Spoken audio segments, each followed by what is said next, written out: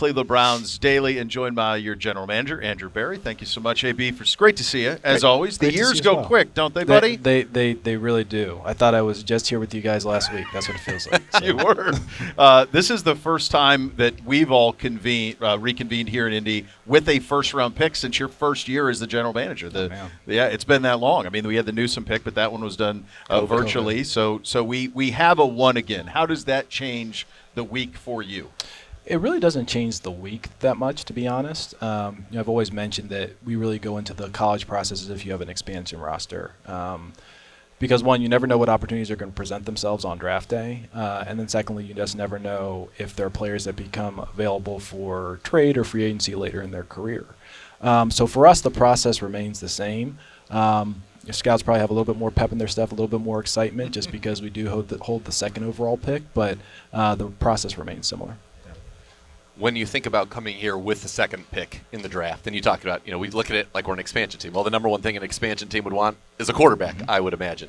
You have an opportunity in this draft to do that. You've gone through some kind of quarterback search drafts. I'd go all the way back to 2016, which maybe has some parallels. Tennessee had the number one pick. Yeah. We had number two. Somebody traded up to one. That changed kind of maybe the way that we approached that draft. What have you kind of learned from 16, 2017, and even beyond, kind of when you're thinking more quarterback-centric in a draft? Yeah, I think a big part of it is just make sure you get to know these guys as well as possible. And then based on your evaluation of them as people and players, that's when really the strategic decisions come. And so, I think a big thing for us is we're not going to necessarily rush the process. It's a major decision when you're picking two. It's a major decision every year, but particularly a major decision when you're picking as high as we are this year. And so we're not going to rush the process. We're going to get to know not just the quarterbacks, but all the top prospects that would come into consideration that early for us, and then make our strategic decisions after that point. AB, when you've been at the game as long as you have now, you're going to have hits or misses in the draft, right? There's no sure things. It's all subjective.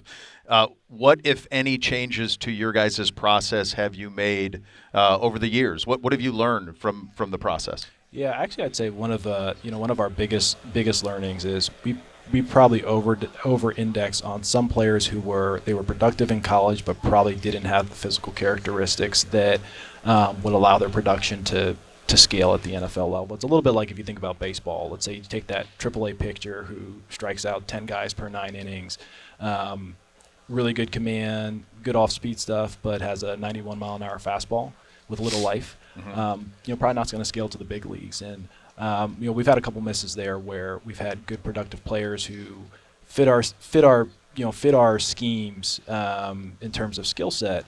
But whether their physical tools weren't good enough, or when they suffered a major injury or got a little bit older in their career and they took a step back from a physical standpoint, they didn't have the compensating factors to maintain their level of production. That's interesting. When you look at the top of the draft, and you mentioned quarterbacks and also some of the best players, so I want to kind of go through some of the positions and just what are the traits that you're looking for? We'll start with quarterback, obviously. What are the traits that you're looking for, and how do you as a scout combine that with, or the general manager, combine that with what a coach is looking for and get kind of that holistic picture? So I'd say this. Let me maybe zoom out a little bit, Nate. When you're picking at the top of the draft, you want to find unique players. And you want to find players that can impact the game. While also realizing that each draft class is different. I'm not a huge believer in comparing draft class to draft class to draft class, because those set of players are different and you're not making decisions on them. I think the second thing is usually the top of the draft is young players or age combined with some level of early production, and then the physical characteristics that would allow them to get into the rotation or getting into a starting position early to then get NFL experience. Those are usually the guys that that get picked high, with some exceptions. So those are some of the profiles that we would be looking for, and that's let's say position agnostic. When it comes to matching a player to scheme, I'd say this: when you're picking high and you're looking for unique players, it really goes the other way around. Because there are only a handful of players that are true difference makers in the sport, and they really should transcend scheme for your organization. So at the top, just when it comes to if you give it a mix of that versus physical traits versus fit, and obviously at quarterback, that's a big part of it. And I'm not trying to get you into that spot necessarily, but what percentage of these traits will make work versus these traits work with what we do? Yeah, I don't think there's a hard and fast There rule. isn't. And the reality of it is, like, first and foremost, you want to get unique and impactful players. If you have unique and impactful players, you have smart coaches, and it may be a little bit different than they've been accustomed to.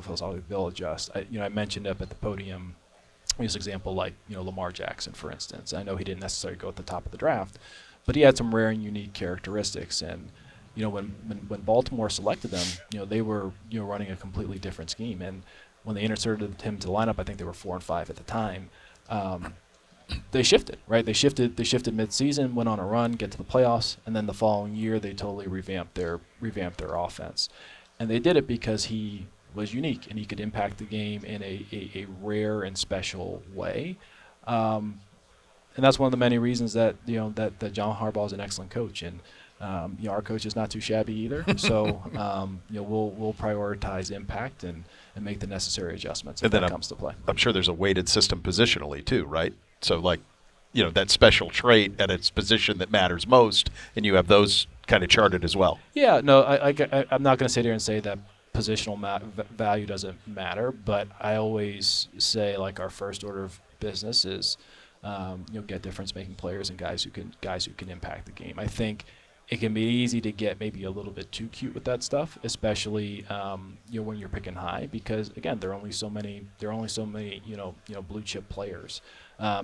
The fit schematic thing, that probably becomes more of an issue as you get with players that have more flaws as you get deeper into the draft, or maybe you're shopping economically in the UFA market or the trade market. Then that becomes a little bit more important.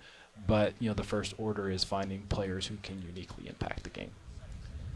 If there was one player in your mind in this draft that you said this person must be a Cleveland Brown, is that something you guys consider going 2-1, thinking back to 2016 when you were at 2 and maybe you liked who went 1?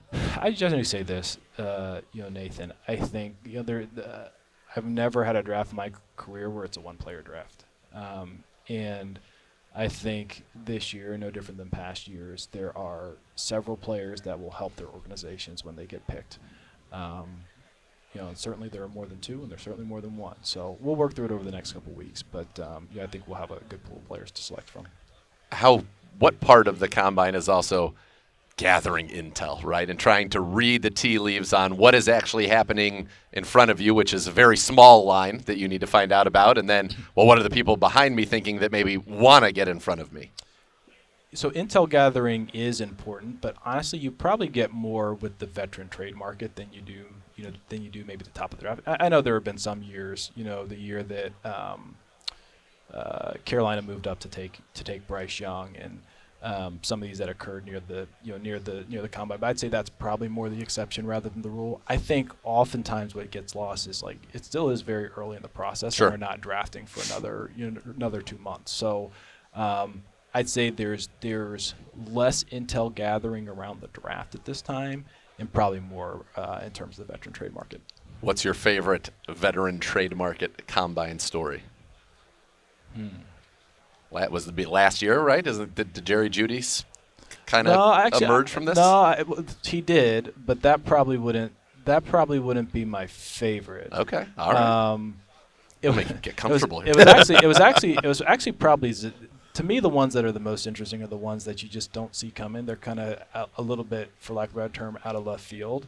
And that was a little bit Zadarius Smith, for us. And I know, it's like, wait, well, that trade happened in May. Like, what are you talking about? How's that a combine story? But that was the first time I got wind that, he may actually be available. And we worked on that deal for months. At different times, it was like a stop, start. Okay, this isn't going to happen. We don't think this is going to happen. Oh, maybe this will happen. So that's probably the one because, candidly, he wasn't necessarily thought of to be in our planning because he had such a great year. Yep. And then when he came available and we were able to work through it with Minnesota, it was something that I'll certainly remember. Well, we've positioned ourselves right next to them again in case you want to. In case you want to strike up any conversations, we strategically there. Yeah. Is it a reunion too? I mean, you guys are in foxholes in your own facilities, in your own towns, and all of a sudden the whole league comes here, and you see all these people you've intersected with throughout your career. So I was actually just telling Kevin early this morning because, usually Tuesday morning and Wednesday morning, that's when you do all your league subcommittee meetings.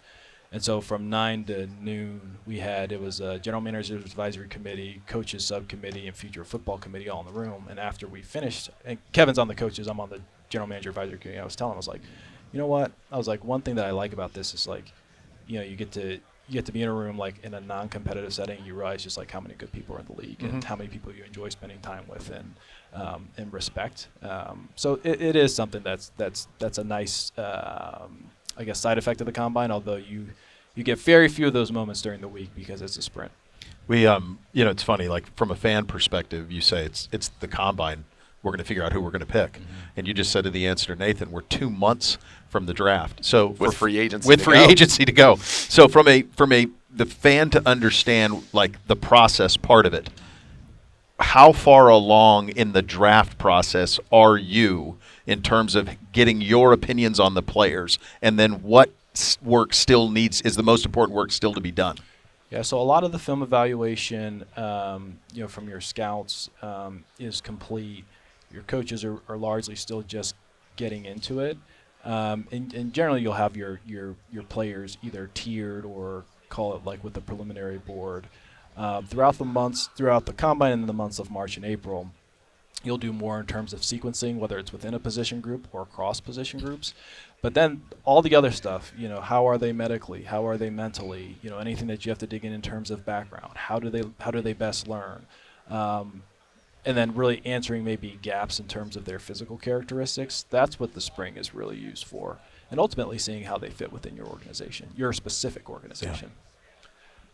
Where do you feel like we are with the cap? And I know it's something that we've been able to not necessarily manipulate, but it can be malleable. We heard there's a big jump going on, but we also in the last few days, we've seen, Charlie has been released. We've seen, Juan Thornhill or reports of that, and then we've seen obviously the comments I guess you made before you came to us that perhaps Nick Chubb will hit the market.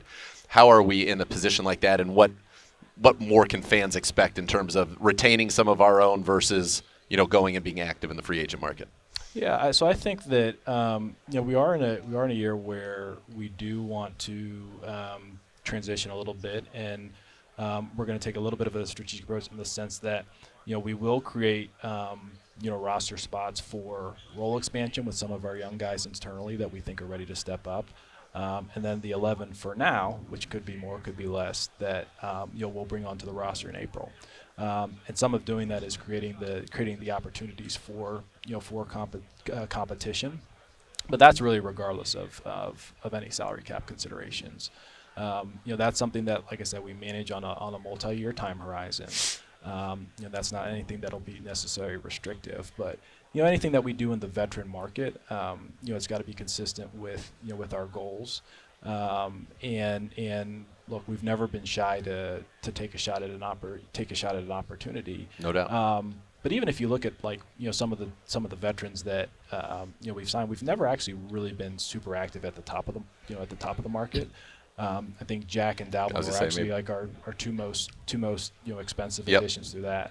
We've probably seen more of like our sizable financial acquisitions through trade. Yep. So it's something that we're going to be selective about. Make sure that we're getting the right guy and the right strategic fit. But a big part of it is making space for these 11 draft picks and some of the guys that we think are ready for bigger roles moving forward. So you said earlier definitively, and it's been your position all along, not trading Miles. People call not interested in that. Are you getting that on the other end if you call about a receiver? Are they like, yeah, we're not trading receivers to you anymore because whenever the Amari trade worked out too well for you, Jerry Jeudy certainly seems to be working out well. No, that's a hard no. I think, people know we're always active in the trade market in terms of any way that we can improve the team, and I appreciate other teams and other clubs that have a similar approach. AB, we talked a little bit about we're waiting on Joel. JOK is out there as well. Obviously, there will be a timeline for you all with that. Do you know kind of where that is, or do you have parallel planes that you're kind of planning out for in terms of what that would look like? You always prepare for contingencies, because there hasn't been an off season or a year that you go into here and like know, hey, it's going to be this, this, this, and this. It's like you live in parallel universes as a GM, and I don't think that it matters where you are in your roster's life cycle, but it's the reality of the position. But that's also what allows you to be flexible and opportunistic. Yeah. So you mentioned some transition. Where is this roster in your mind in terms of being able to really compete and get back to where we were 2 years ago, right? Go to the playoffs, win 11 games. Is it a few minor tweaks? Is it a few things? Where do you when you say transition, what do you mean by that? Yeah, so it's what I talked about earlier in terms of, creating some opportunity for some of the younger players. Guys like Isaiah McGuire who stepped up. And Nate, I would say that, like, I'm not really necessarily in the prediction business in terms of that comes, like, want to focus on having the right process in place. Because ultimately what our goal is, we want to compete year in, year out for divisions, championships, and Super Bowls. So we're going to make the moves that allow us to do that. Look, it's February right now, so we've got 7 months till we play. So who knows what the roster's going to look like by the time that we get there. AB, great seeing you, buddy. All right. Thanks for your time. Enjoy. Andrew Berry, General Manager, Cleveland Browns. You listen to Cleveland Browns Daily on 850 ESPN Cleveland.